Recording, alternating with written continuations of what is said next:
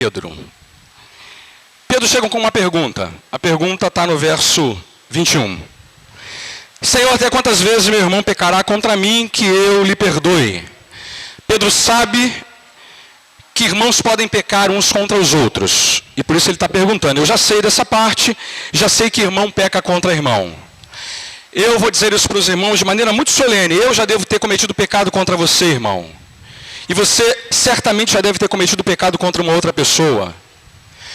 Quem aqui entre nós nunca foi alvo de uma ofensa, de uma palavra desagradável, de uma observação inoportuna? Quantos de nós já não fizemos o papel de ser algoz e vilão da vida do nosso irmão?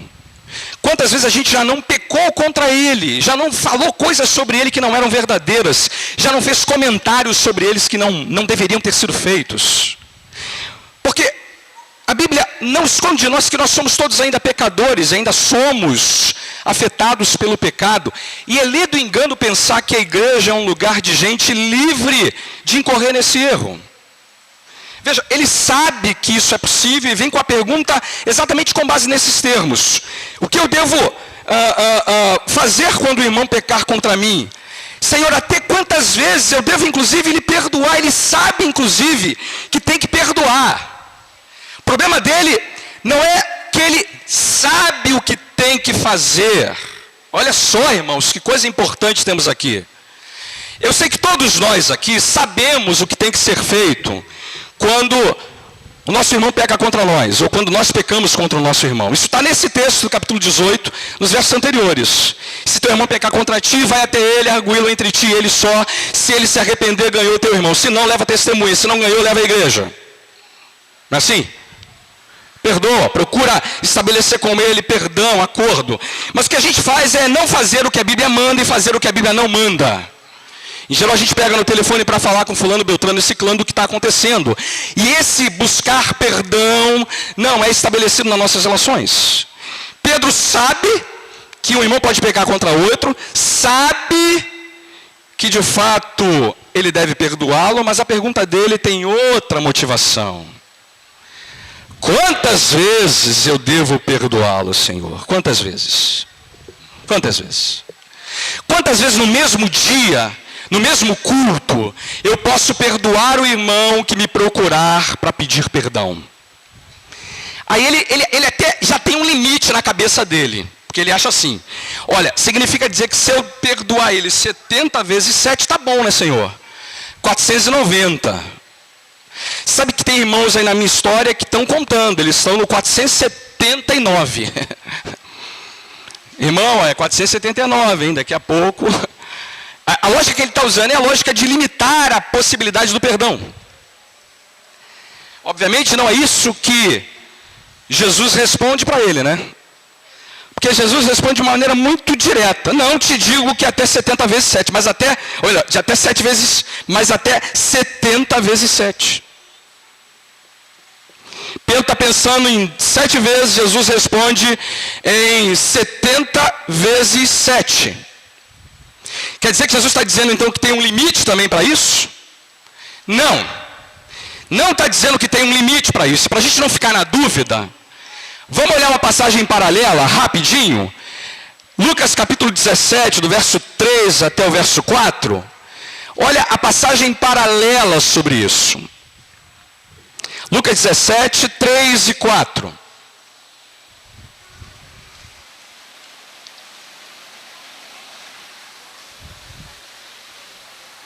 É dito assim: acautelai-vos, se teu irmão pecar contra ti, repreende-o.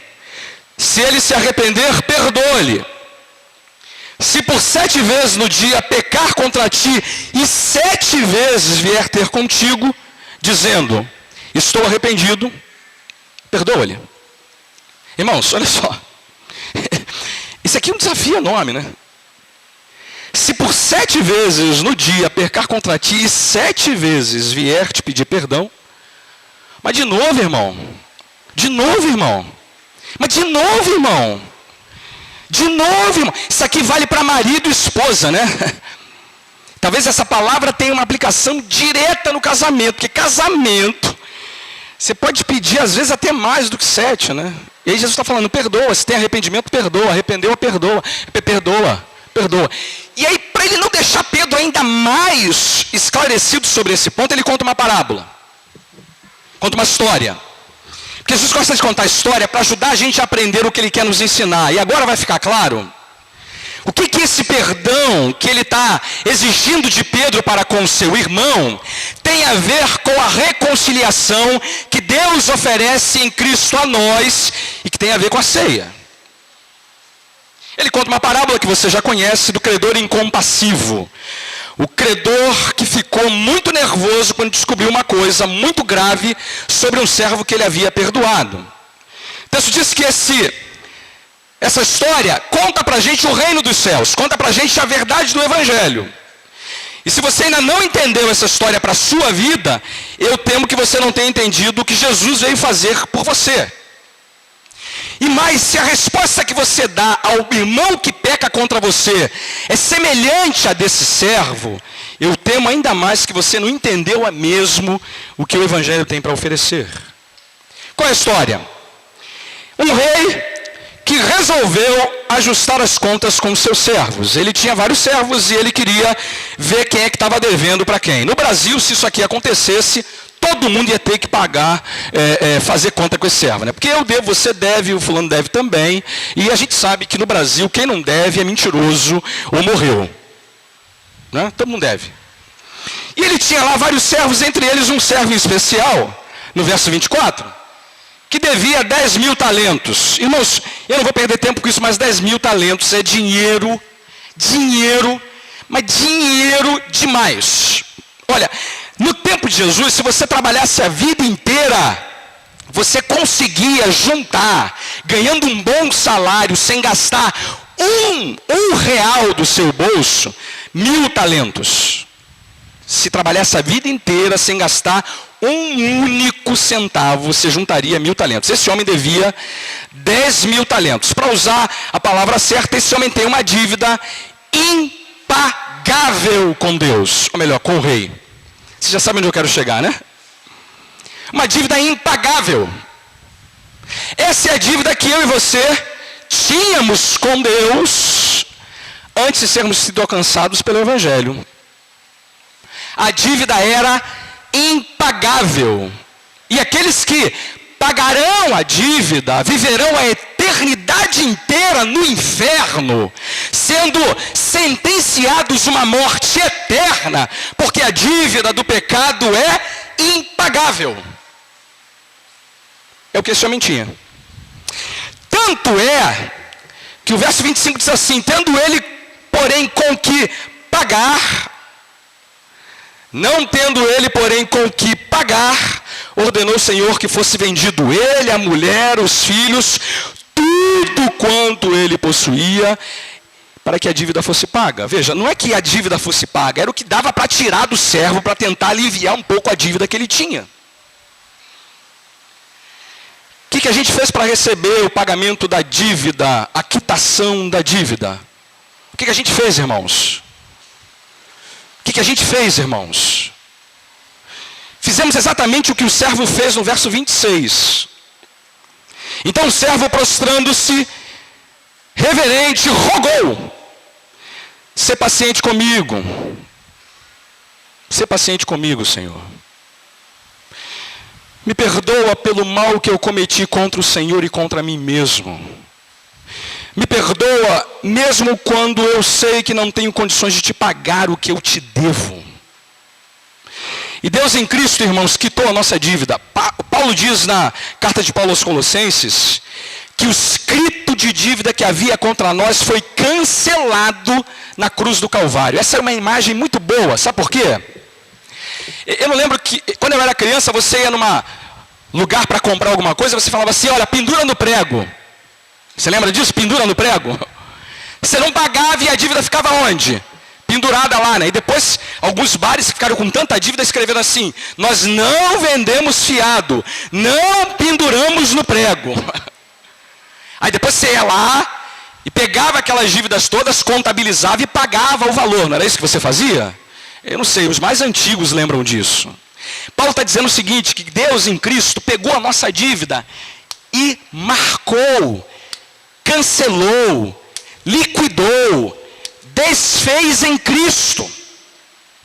O perdão que ele nos deu foi de uma dívida impagável. E a dívida foi paga pelo sangue eterno, infinito do Filho de Deus. Perdão sempre envolve dívida, perdão sempre envolve absolvição da dívida, mas perdão sempre envolve que alguém vai ficar com essa dívida para ser liquidada. Nós ficamos com o perdão, a liberdade, o consolo, a compaixão, a plenitude de vida. Mas Deus em Cristo se fez maldição por nós, pagou o escrito morrendo a nossa morte. Eu já não ia ao banco há muito tempo, esses dias eu fui no banco. Fiquei um tempo no banco. E aconteceu uma coisa surpreendente, eu fiquei olhando as fotos que existem em banco, foto de propaganda de banco. Já reparou uma coisa? Se você não reparou, repare isso. Toda foto de banco é sempre uma pessoa bonita, bem vestida, não é? E ela está sempre sorrindo. Eu achei aquilo muito interessante, sabe por quê? Porque o banco não vai botar lá na foto o sujeito endividado, encaracolado com as dívidas que ele fez, porque acreditou nessa falsa ilusão do empréstimo que pode ser pago em 96 vezes e ele não sentirá no bolso. A viagem que você pode comprar e que você não terá problemas para pagar ela a longo prazo. A foto é sempre da pessoa que está bem resolvida, feliz, dinheiro no bolso e problemas todos liquidados. Eu gostei, sabe por quê? Porque essa é a foto que o Evangelho faz da gente agora.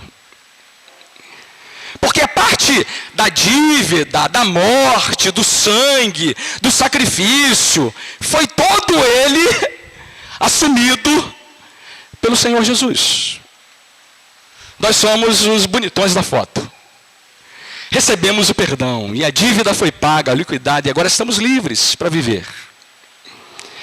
Essa é a primeira coisa que a comunhão da ceia nos lembra. A gente está junto por causa desse perdão. Estamos unidos porque fomos igualmente perdoados. E agora podemos tirar o selfie da nossa alma, sabedores de que estamos agora livres do fardo do pecado. Agora o pessoal quer tirar selfie, né? Tira selfie, irmão. Tira selfie e lembra que o selfie representa o perdão de Jesus. Muito bom. Mas a história não para aqui, irmãos. A história que Jesus conta para Pedro tem essa primeira parte muito bela, muito bonita, muito cheia de significado de vida. Mas aí acontece uma coisa surpreendente. Veja o verso 27, eu termino com isso. E o senhor daquele servo compadeceu-se, mandou-o embora e perdoou-lhe a dívida. Saindo, porém, aquele servo, encontrou um dos seus conservos que lhe devia 100 denários. Agora vamos entender o que está acontecendo. Está acontecendo uma coisa que vai acontecer essa noite de novo. Se eu e você comermos do pão, bebermos do cálice, nos apropriarmos do perdão de Jesus, e sairmos por aí na vida, e encontrarmos alguém que nos deve alguma coisa, que pecou contra a gente, que nos ofendeu, que nos machucou. A dívida dessa pessoa é de 100 denários. O que é 100 denários? Se você comparar 100 denários com 10 mil talentos, é um negócio absurdo. Absurdo. 100 denários significa uma fração em 60 milhões com relação a 10 mil talentos. Vou explicar melhor. Pega um bolo. Divide esse bolo em 60 milhões de pedaços. Hoje eu não precisei fazer isso com pão, tá, irmãos? Preciso dividir o pão em 60 milhões de pedaços. Mas se eu pudesse pegar esse pão da ceia e dividir em 60 milhões de pedaços, um desses pedaços representaria 100 denários. Você entendeu? Traduzindo, Agora o Lucas fala assim para mim: pai, desembucha. Desembuchando. Essa dívida que ele encontra no conservo é nada quando comparada à dívida que Cristo pagou por nós. Nada. Vou explicar melhor. Qualquer ofensa que você receba de qualquer irmão seu deve ser colocada nesses termos.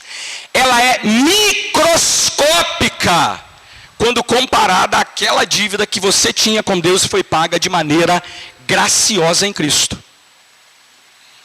Aí sabe o que esse infeliz aqui faz, irmãos? Esse infeliz da parábola, esse sujeito que é míope, cego, não conseguiu enxergar, ele encontra esse conservo e primeiro começa a querer sufocá-lo, diz o texto. Ele agarra ele diz para ele: paga agora o que me deve. As crianças gostam dessa parte que eu faço teatral assim. Paga agora. É o que você faz quando você não perdoa. Essa mesma idiotice que você comete. Você quer cobrar das pessoas aquilo que não faz o menor sentido depois daquilo que Deus fez na sua vida. Aí veja, o conservo da parábola faz uma coisa surpreendente. Repete para esse servo as mesmas palavras que ele repetiu para o seu servo que perdoou ele de 10.000 talentos. Parece uma brincadeira, mas é verdade. Veja o verso 29. Então o seu conservo, caindo-lhe aos pés, lhe implorava: sê paciente comigo e te pagarei. É a mesma frase que ele usou no verso 26 com a dívida de 10.000.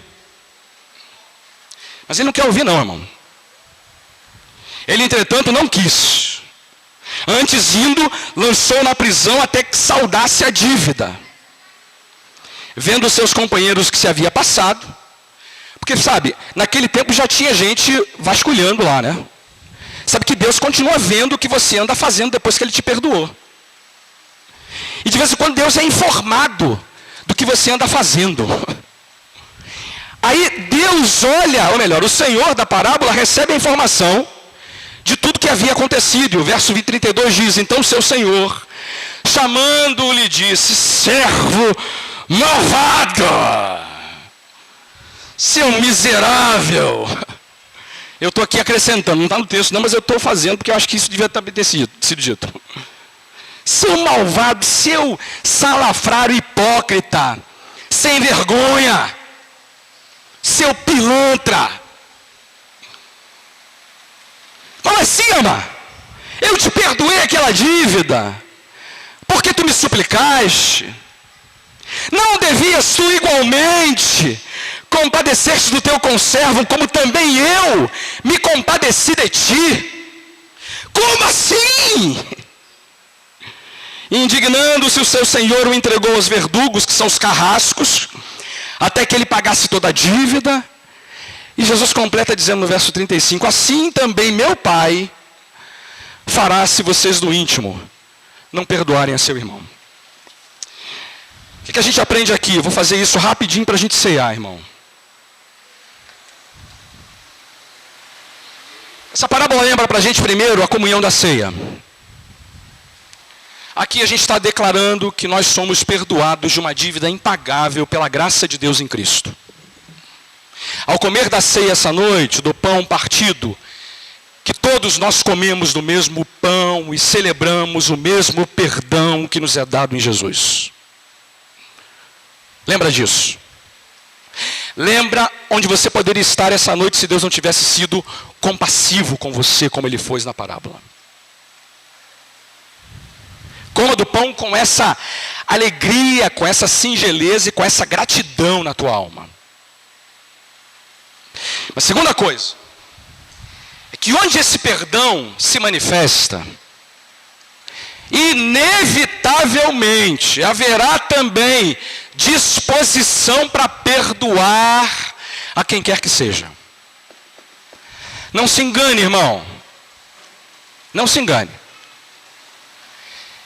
Se você tem dito para você mesmo e para Deus: ah, Senhor, eu não consigo perdoar aquela pessoa, eu temo que você não tenha recebido ainda o perdão de Deus. Porque onde o perdão de Deus está, de fato real e verdadeiro, haverá perdão quantas vezes forem necessárias ao irmão ofensor. Deixa eu dizer mais. A lógica da Bíblia é que sempre a medida para nós perdoarmos a quem quer que seja lembrar-nos do perdão que recebemos em Cristo. Paulo vai escrever para Colossenses ou para Efésios e diz assim: perdoando-vos uns aos outros como Deus vos perdoou em Cristo. E olha, deixa eu explicar uma coisa aqui. Perdão não é esquecer, perdão não é ter amnésia sobre o que aconteceu. Muita gente fala assim: eu não perdoo porque eu não esqueço. Irmão, perdoar não tem nada a ver com esquecer.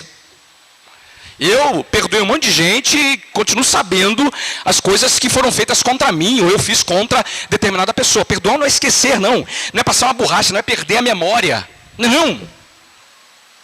Perdoar é lembrar daquilo sem querer se vingar, sem querer pagar, e exigir, e se colocar como se nós não pudéssemos ter sido ofendidos. Perdão é tomar veneno, imaginando que o outro é que vai fazer e morrer com esse veneno. Veja, a ideia, portanto, do texto é que uma vez que esse perdão foi infundido em mim, foi derramado sobre o meu coração, eu não tenho motivo nenhum para não fazer o mesmo por aqueles que estão à minha volta e me ofendem. E eu vou lembrar uma coisa, aqui na igreja, no ano de 2015, 2016, 2017, vão haver discórdias, desentendimentos, brigas, arranca-rabos, problemas entre nós. O que a gente tem que aprender a fazer é perdoar. Perdoar. E a terceira aplicação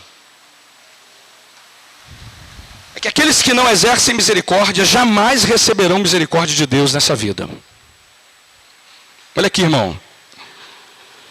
Quando você não exerce misericórdia, quando você não exerce perdão, você também está se colocando numa situação de não querer receber o mesmo tratamento da parte de Deus. Foi isso que aconteceu na parábola. Você não quis perdoar o conservo, diz o texto. Então volta aqui, eu vou agora resolver o seu problema mandando você para os verdugos. Carrasco, até que você aprenda que misericórdia se exercita com misericórdia. Eu sei que, irmão, você pode pensar: pastor, então Deus vai botar a gente para ser castigado? Não, irmão, não é nada disso não. Verdugo aqui é uma figura de linguagem. A gente vai ficar sendo comiserado por dentro pela mágoa, o ressentimento, a ira. Vamos dar lugar ao diabo. Não é isso que a gente aprendeu hoje? Isso tudo vai virar uma bola de neve. E eu já vi gente tirando a própria vida, no desespero de se livrar dessa falta de misericórdia. Já vi gente imaginando que a solução para a mágoa que ele sentia era atentar contra si mesmo, porque já não suportava o aprisionamento, a jaula, o castigo, a mágoa, a dor que ele carregava dentro de si. A imagem desse texto é de um homem que está sendo agora lançado à sua própria sorte, porque do íntimo não perdoa. Então deixa eu terminar, irmãos, fazendo a você um desafio. A gente vai comer do pão, beber do cálice. Vamos nos alimentar do perdão de Jesus. Mas olha só, irmão. Eu não sei como é que está a sua vida, o seu coração, não sei mesmo, irmão. E eu estou falando isso aqui para você e para mim. Não sei mesmo, irmão, mas eu vou te fazer um pedido. Com base nessa passagem, com base naquilo que a gente considerou juntos. Que ao tomar a ceia essa noite, você saia desse lugar com a determinação de buscar perdão, reconciliação, e desfazer definitivamente do teu coração mágoa, ressentimento, falta de misericórdia, vingança, dor, prisão que você carrega em sua alma.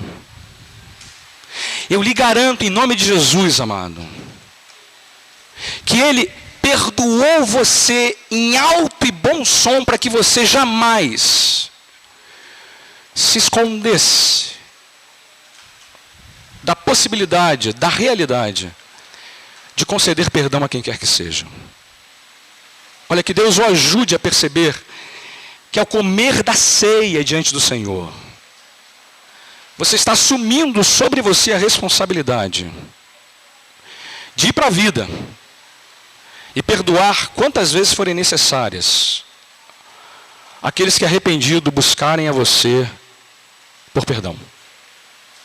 Portanto, em nome dele, eu quero convidar todos os irmãos que já foram perdoados por Cristo a comerem do pão, beberem do cálice juntos essa noite diante do Senhor.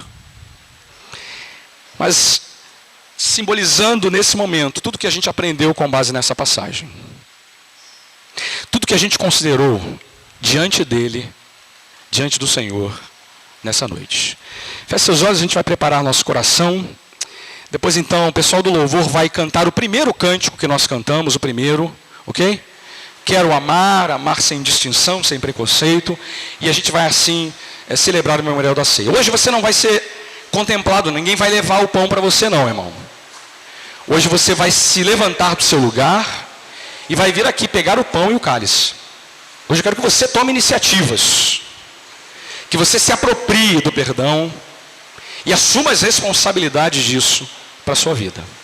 Então hoje, os diáconos não estarão distribuindo os elementos. Hoje eu vou permitir que cada um de nós, diante do Senhor, saia do seu lugar, venha à mesa, tome o pão, tome o cálice, volte para o seu assento e depois então juntos comeremos e beberemos do cálice diante do Senhor. Ok? O pessoal do louvor está com a palavra e eu vou abrir aqui as bandejas para que a gente possa se servir. Então hoje a ceia é self-service, irmão.